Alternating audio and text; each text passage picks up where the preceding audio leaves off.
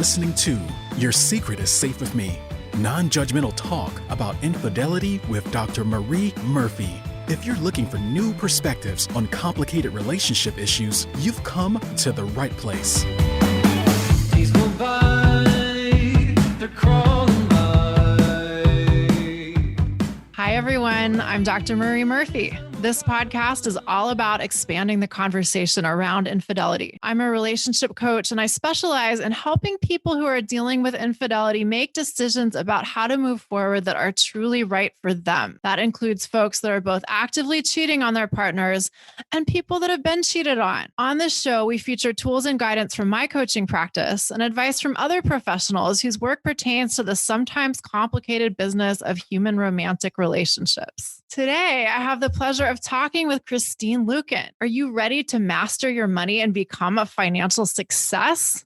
Then you need Christine, the financial lifeguard, in your corner. As the founder of the Financial Dignity Movement, Christine has coached hundreds of high-earning professionals to pay off staggering amounts of debt and massively increase their net worth. Christine's book, Money is Emotional: Prevent Your Heart from Hijacking Your Wallet, has landed her almost 100 podcast and TV interviews and established her as the authority on money and emotions. When she's not coaching clients from her home office in Cincinnati, you can find this member of the Financial Therapy Association curled up with a good book, a fluffy cat, and a strong cup of coffee. You can find her at www.christineluken.com. Maybe I forgot a W. Anyway, 3 W's, then christineluken.com.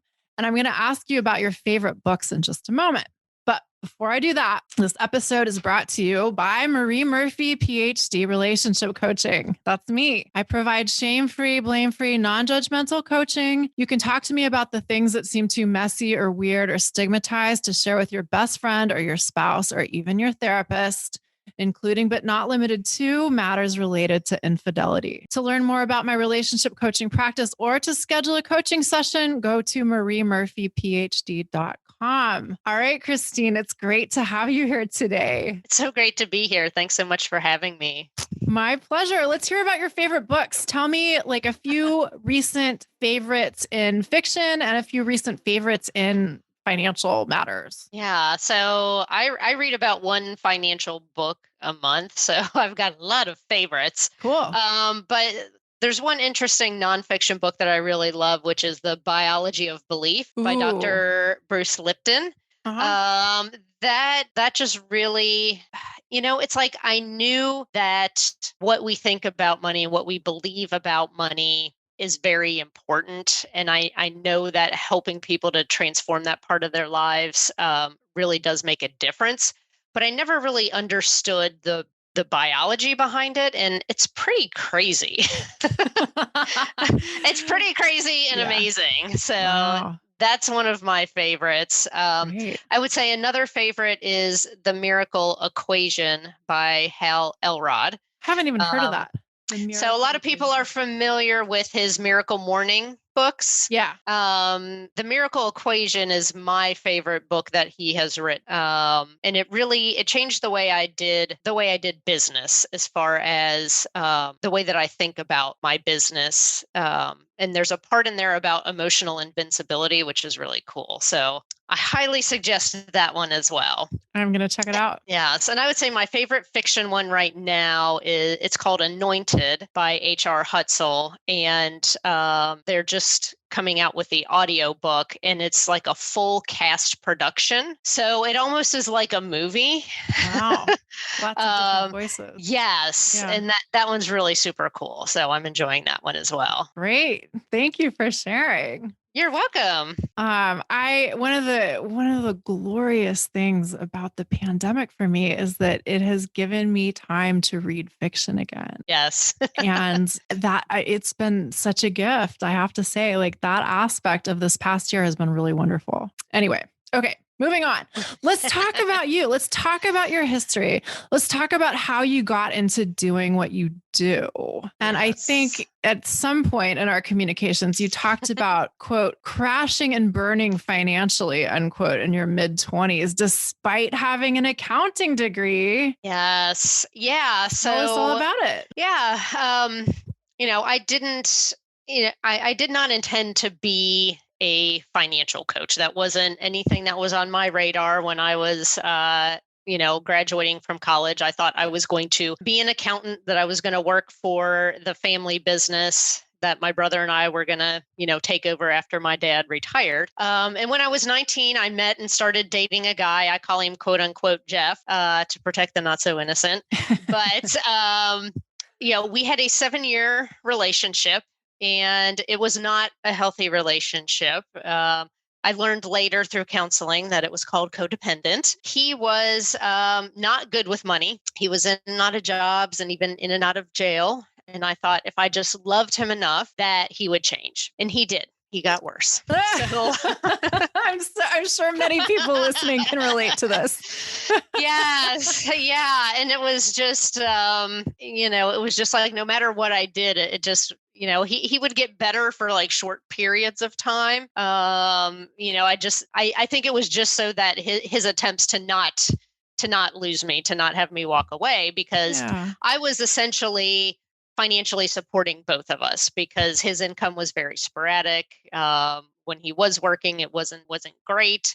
He wasn't wise with money. On more than one occasion, he had spent his portion of the rent money on weed, and I was scrambling to come up with that money. So, I found myself working at the family business at age 26 as the staff accountant, balancing the books and creating a budget for a multi-million-dollar machine tool company. And yet I was bouncing my own checks at home. Wow. I literally was not allowed to write checks at any of the local grocery stores because I had been blacklisted for bouncing checks. Wow. Wow. I owed 3 different payday lenders money. Yeah. I was pretty much behind on every bill that I had. I remember parking my car almost a mile away from my apartment so that it wouldn't get towed. And, I finally reached that breaking point where it was like, I knew that he was not going to get any better. And I also knew that I was part of the problem. Because... Can I interrupt you and ask a couple of questions? Yes. So talk to me about your emotional state during this relationship. I think a lot of people who are stuck in a situation that they know on the one hand isn't really right for them and isn't integrity with who they really are or want to be, feel like this extreme torment. Yeah. And in retrospect, it's like, okay, I survived, I made it, I moved on. But like, what was it like at the time? Yeah, well, obviously there was a strong attraction factor, right? We can't rule that out. Obviously, if there wasn't, I wouldn't have hung around for 7 years. Part of the reason why I stuck around so long was my parents got divorced when I was 19, or I guess it was 17 or 18. And I think that sort of left me feeling unmoored. Mm-hmm. My parents never fought in front of us. And when they said they were getting separated, I literally think my brother and I were in shock for almost a month because we're like, what? You're joking.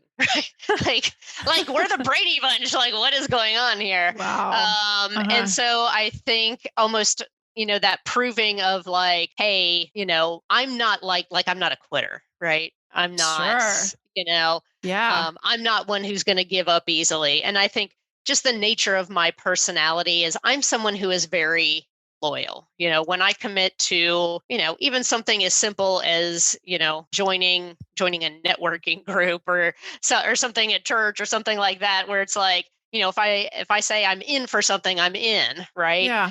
And so that was part of it. My ex was also a very good emotional manipulator. Mm. And he knew how to play me like a violin. He knew what he knew what strings to pull to get what he wanted. And he was always very apologetic. Whenever he would screw up, he would come with roses, which Lord knows where he got the money from. But is just like, on the one hand, it's like, oh, these romantic gestures, but at the same time, I'm like, well, I'm glad you're buying me roses to make up for the fact that you spent part of the rent money on weed, but I'd really like the rent money. Yep. Right. So how did you get to the point of like, okay, no more roses, Jeff?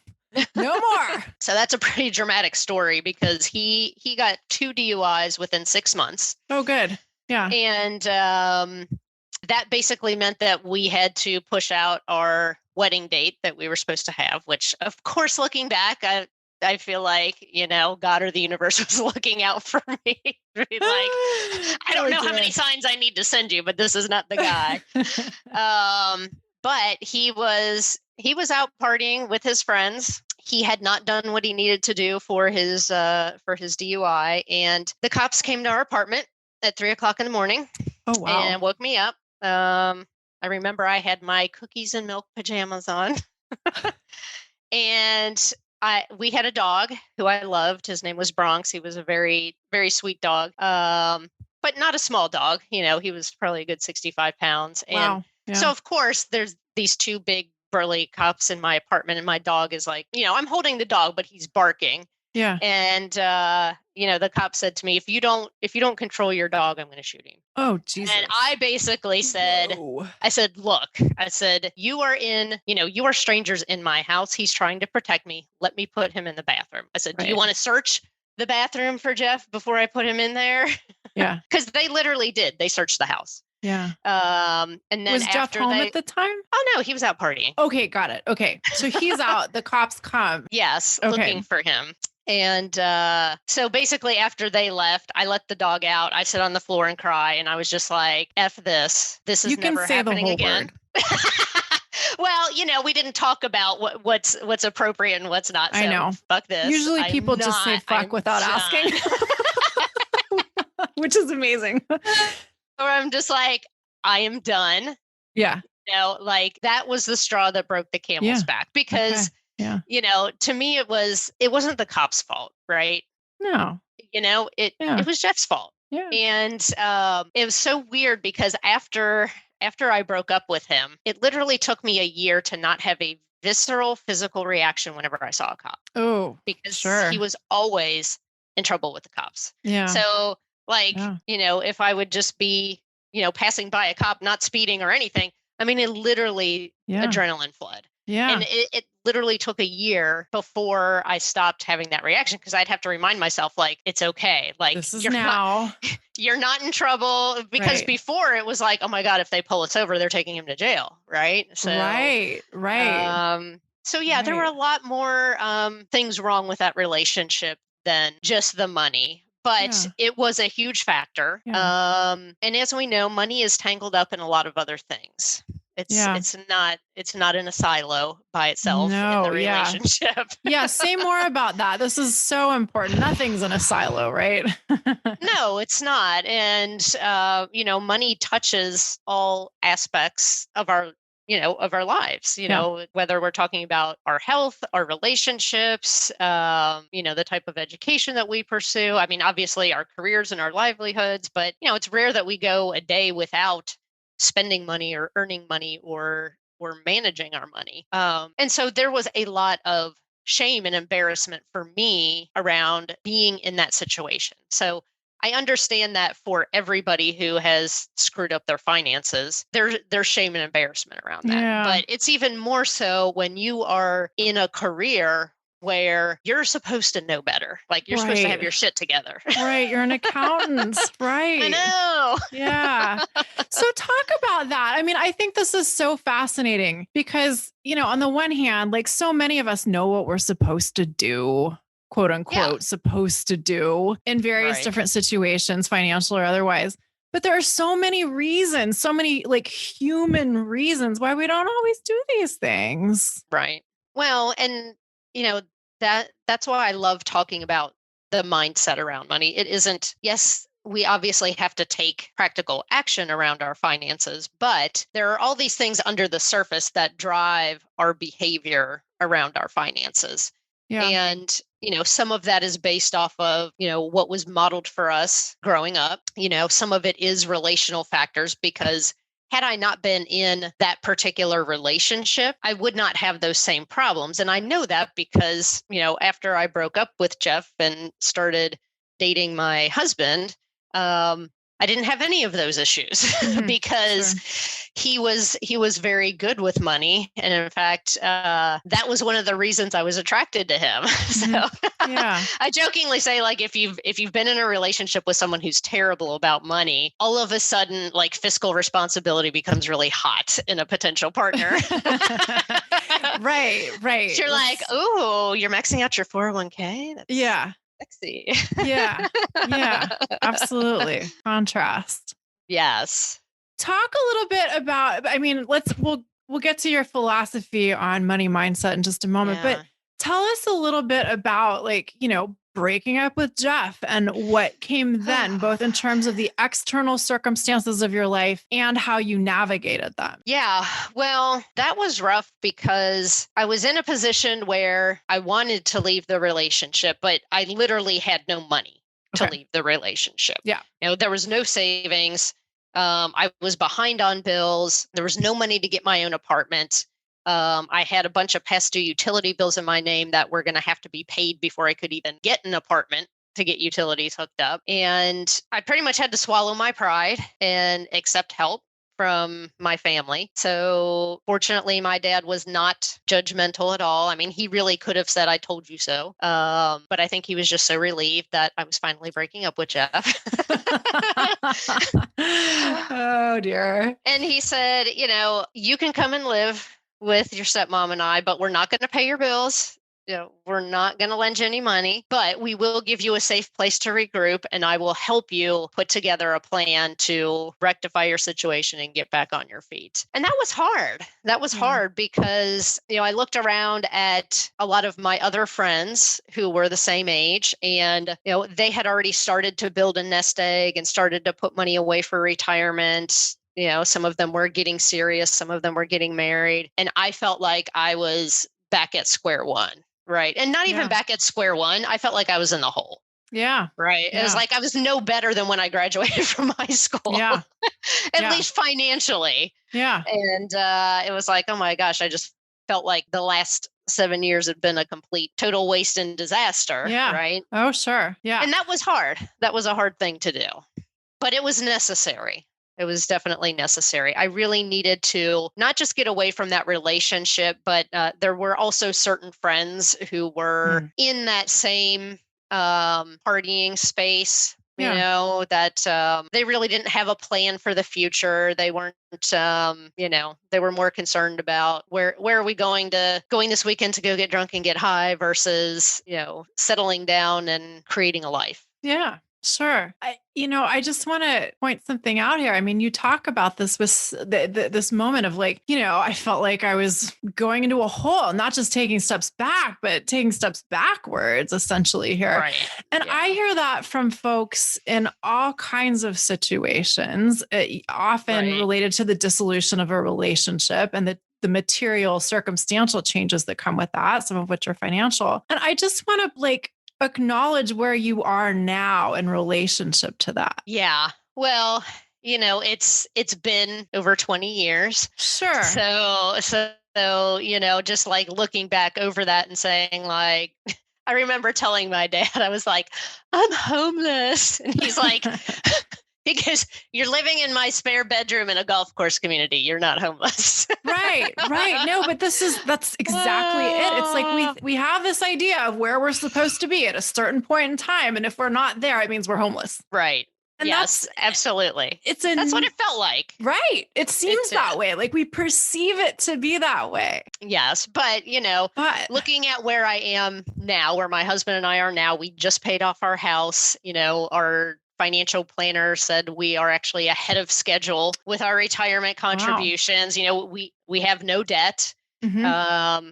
My business is doing great. My husband's got a great job. And it's just like, this is what it's all about. And it didn't necessarily take us, yes, it did take us this long to get the house paid off, but we paid it off, 13 years ahead of schedule. But I will say, like, even just a year after leaving that relationship, my life was significantly better. Yeah. It was significantly better emotionally and financially. Yeah. Because I remember actually driving to work one day and the thought struck me that I couldn't remember the last time I worried about money. And that was a very shocking thought to me because Wow. during the previous 7 years, that was all I thought about. I mean, Yeah. it was at least a low level anxiety with like spikes of high anxiety, Yeah. depending on what was going on, but it never went away. Yeah. And the interesting thing is, I wasn't even out of debt at that point, but I had my plan. I was working my plan. I was seeing progress on a regular basis. And just knowing that, okay, I'm going to be okay. Yep. And, it's like I almost wish that, I could have gone back, and said like, hey, I just want to let you know, like, this is going to feel rough for a while, but, a year from now, it's going to seem almost like night and day difference. Yeah, I think that's such a good message pertaining to so many different aspects of life. Yes. So often we know we've got a situation brewing. We know we've got a set of things that are not just going to go away on their own, but Right. we avoid dealing with them because we're scared of what'll happen when we Right. actually step up to the plate and get our hands dirty. Yeah. When we avoid things, what happens? It doesn't get any better. No. It only gets worse. And, it's like, I think we always hold out hope, like things are going to get better, things are going to change. And sometimes things do get better for a season. But, when I started looking back over, the years of that relationship, it was like, we're not moving in a positive direction here. Yeah. And this isn't healthy for me. And it really wasn't it wasn't healthy for him either, because, in learning that I was, enabling him financially. And I think the hardest part for me was learning that I was part of the problem, where I was just like, well, if he would just like give me the money he's supposed to give me, we wouldn't have this problem. Exactly. Yeah. But, there were many choice points along the way where I tolerated things. Yeah. I picked up the slack. Yeah. And you chose to stay. Right. Yeah. And I forgave him things and chose to forget about them and say like, and by doing that, I was basically saying, you can screw up and I'm always going to forgive you. Right. And, or I was somebody that always liked to keep the peace, and he knew that. So he would use that to his advantage, because he would say like, well, I need money for this. And so then he'd start this like big argument. And he knew that if he wore me down enough, I would finally be like, fine, whatever. Right. So he would get his way. Yeah. Even though he knew he had to put up with my bitching and moaning, Yeah. he would still get his way. Sure. And, I remember, it was Dr. Phil's first book before he became like super famous. And my mom gave me a copy of it when I was still in the relationship with him. And I remember the line in the book where he said, you teach people how to treat you. Right. Right. And I literally threw that book across the room and I'm like, you are a liar. I do not like you, Dr. I don't want to hear this. That doesn't apply to me. Yeah. Because I was like, I didn't say that it was okay to treat me this way. But then it was like, no, I mean, I actually did, because I tolerated a lot of things that I should not have. So that was, my boundaries are strong now. Right. Right. That took a lot of work. But yeah, I mean, I had no boundaries back then. Sure. And it's interesting because I think in our society, we make such a big deal out of quote unquote mistakes or not knowing something that we quote unquote should have known. But really, we're all just learning as we go to a great extent. And sometimes these situations in our lives, as messy as they may be, they end up being our greatest teachers. Oh, absolutely. It's like when I look back at it now, I mean, I wouldn't be the financial lifeguard if I hadn't gone through this. I mean, I would not have, when I think about all the clients who I have helped through their emotional money messes and seeing where they are now and the things that they've accomplished because they are financially healthy and they're able to, leave a job that they don't love anymore, or, to be able to give, substantial amounts of money to charities that they really care about. It's like none of that, I mean, maybe they would have gotten help from someone else, but it's like, I would have never been able to do that for my clients. And I probably would still be crunching numbers at the family business. Sure. Yeah. Yeah. Well, let's talk a little bit more about some of your core teachings, because I know we're on the same page about a lot of this stuff and Mhm. some of the ways in which you approach your work with clients. Yeah. Well, for me, I think a lot of one of the things I like talking to my clients about is that you have a relationship with money. And especially when you are in a romantic relationship, money is like the third person in the relationship. And even though you may leave your partner, you and money are still together forever. Right? I don't think I've ever heard it quite put quite like that, but I like it. That's great.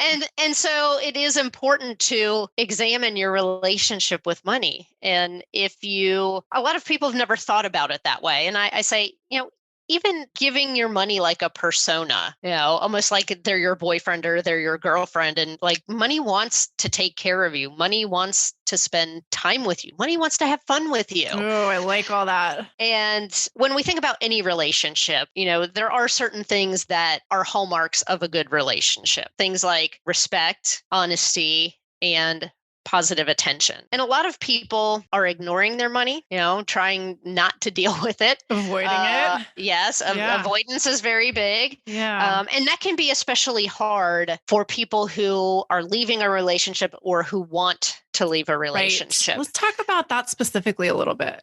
Yeah.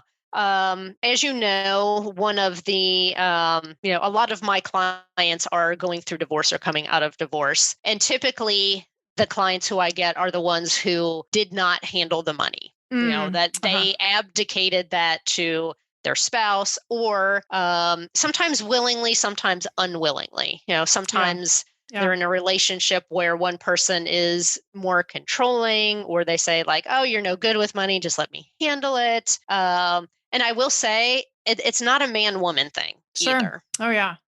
Because, sometimes, especially if one of the spouses or partners is in the financial services field, I've actually seen this a lot where someone is exiting a relationship, their spouse or partner was a CPA, a financial planner, or, a banker, et cetera. And they basically just said, don't worry about this, I'll handle it. But then they're in this situation to where they don't even know the account numbers. Like they don't even know what's in there. And so they're left feeling like, okay, all of a sudden I'm supposed to interact with money. And to me, money is like a stranger, like my spouse was the one that had the relationship with money.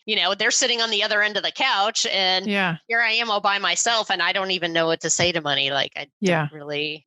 So it's interesting. Just an aside, speaking of books, since we both enjoy reading, there's a great memoir by Alexandra Fuller called Leaving Before the Rains Come. And it's mostly about her divorce. It's about other things as well. But she talks, very poignantly about how like her spouse handled the money. And she just didn't know what the heck to do. And it's that kind of thing coming from someone who I respect and consider successful, this famous writer who's well regarded, like hearing that from someone that I look up to is so powerful. This is a common thing. It happens. Yeah. Yeah. It's more common than you would think. Yeah. And, it is important that we have a good relationship with our money. And so that does mean spending regular time looking at your money, managing your money. I like to call it having your weekly date night with money. It doesn't have to be on a Friday night. Mine is usually on Saturday morning, but mine too.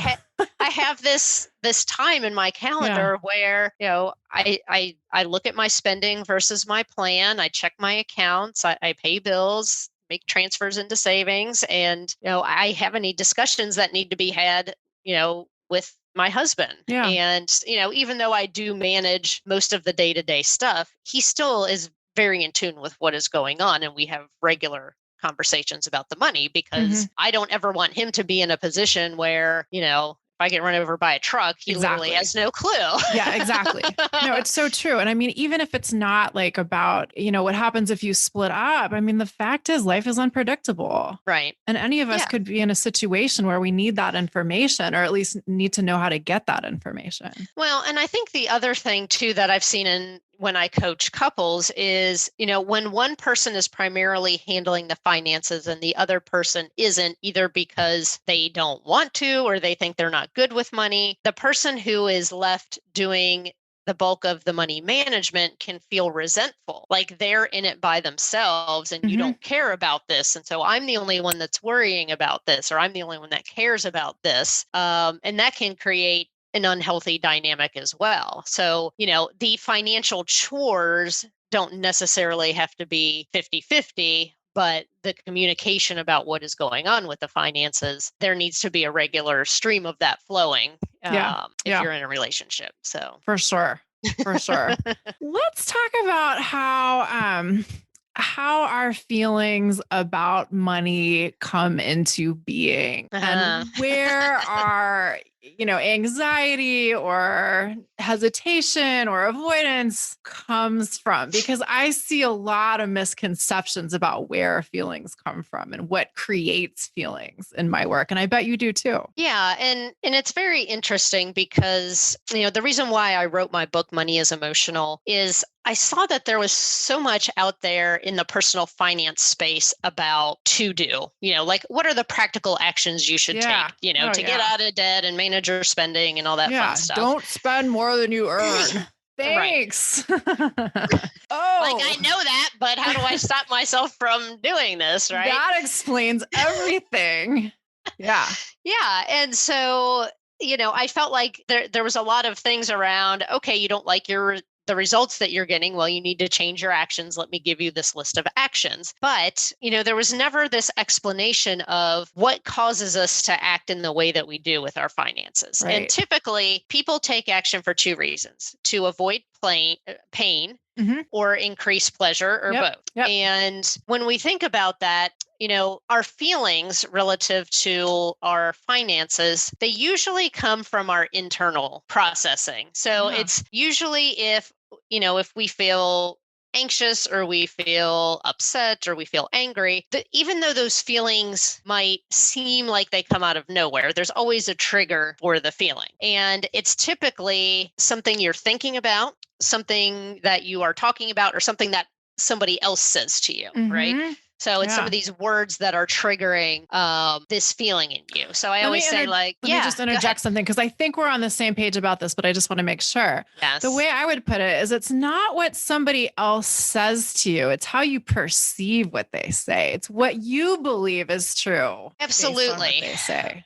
Yeah. Right. Because two people can hear the same thing and one person will have no emotional reaction to it, but the other person will. And so, when I talk about, what is going on under the surface, most people don't realize that 95% of our daily actions come from our unconscious mind. And most of us have never really learned anything about how our brain processes information, or, what goes on down there in our unconscious mind. And, it's all the things that we've ever learned about money, especially as a young child. And that's why I loved Bruce Lipton's book, because it made me finally realize why things that happen when we are young, why they still have so much impact today.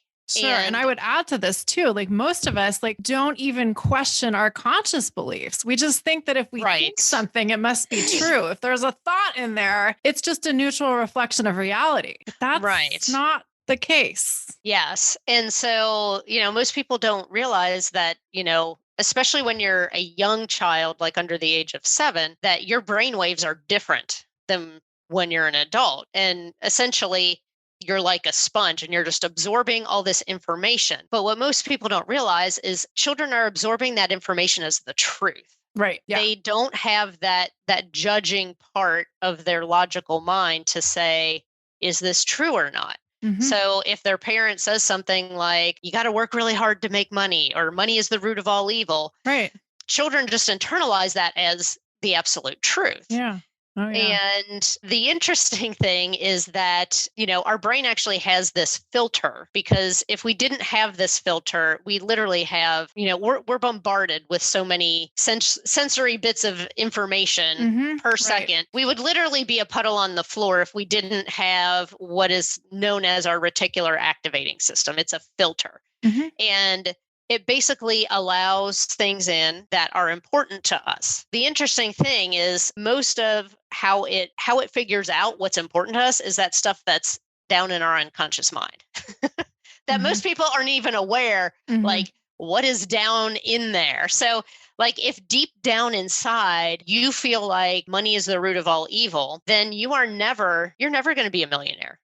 No matter what you try to do on the outside, even if you say, I want to be a millionaire, if deep down in your gut you believe that money is the root of all evil, that filter will literally not allow you to see things that will help you to advance financially. And that's why people get stuck in these destructive patterns, because those root beliefs, that's the governing factor. And if you don't understand, first of all, that they're there and how to uncover them and heal them so that they align with what you say you want externally, then that's when people find themselves in that pattern of, I call it the money shame pattern or the money shame cycle. So it's like they make this mistake, they feel bad about it. They feel like I'm a bad person because I screwed up. And then that makes them want to retreat and hide and not get help. And then it perpetuates the cycle again. Yeah, absolutely. So how do you help your clients get out of that cycle? Well, we dive into both the actual practical things that they need to be doing, but we do dive into their mindset around money. And one of the best temperature checks that people can take about, their relationship with money and what their mindset is around money is to write down all the things that they say and think about money for the next week. I like that one. Yeah. It is very telling. Yeah. They're like, oh my gosh, like I didn't realize I was saying that. Yeah. And I think this is a good exercise because it's so different from like trying to figure out what you think you believe or what you think you should believe. Like, what do you say off the cuff? What just comes out of your mouth? What's that random thought that you have when you're in the shower or something? Not like, okay, I'm going to figure out what my money beliefs are and do it on purpose. It's different. It's different. The catching the unintentional thoughts is a really powerful exercise. Yeah. And sometimes it's like people don't even realize they're doing it. Right, exactly. It's so funny because I am so attuned to catching it in other people that sometimes I have to remind myself, like, Christine, you are not in a coaching session. Because I'll tell people, I'm like, did you hear what you just said? And they'll be like, what? I was like, repeat to me what you just said. And then they'll say it and they'll be like, oh. Yeah. When I hear people say things like that, like, oh, well, something, I always say only state your wishes. And most of the time people don't understand when I'm saying that. They're like, what are you talking about? Or they don't even like catch the comment, but that's my little like offering. Like, if you want to shift that, I just gave you an opportunity to reflect on what you just said. But if you didn't catch it, then go on with your day and keep on believing whatever it was you're believing that's making you miserable. But it's just so funny because some of my close friends, they'll like say things and they'll be like, oh, crap, I said it again. Yeah. Yeah. I was like, well, at least you're catching yourself. So, and it's interesting because, once we capture those things, then a lot of times they can be clues as to what are those money stories that are those deeply held beliefs. Because sometimes it's like, oh, well, my mom used to always say that. Or, it's like there's some clue as to something that happened that it's like, oh, there might be something unresolved here that I need to deal with. Right. And then I teach my clients the proper way to rewrite their positive money mantras so that they can reprogram their unconscious mind. Because you can't delete something that's in there. You can't just say, well, I'm going to stop saying that money is the root of all evil. It's like, well, no, we have to replace that with something good. Like, I always tell people my highest goal for my clients is to have money support their happiness. Yeah, totally. Right. Money doesn't have to be your God, right? But it's not the devil either. Right. Sure. Totally. Yeah. Love it. Yes. Wow, Christine, thank you so much for spending time with me today. It's been such a pleasure You're talking welcome. with you. I know. I feel like we could talk forever about this We stuff. probably could. We should do this again. I know. For now, though, will you remind everyone who's listening where they can learn more about you and your work? Yes, they can find me at christineluken.com, or they can go to moneyisemotional.com, and they can actually download the first 3 chapters of my book at moneyisemotional.com. Oh, cool. Wonderful. Yeah. Awesome. Well, thanks again, Christine. And thanks to everyone for listening. If you've enjoyed what you've heard today, we hope you'll head on over to iTunes to rate and review the show. Bye for now. Thanks for listening to Your Secret is Safe with Me with Dr. Marie Murphy. Make sure to click subscribe to get updates on our latest episodes.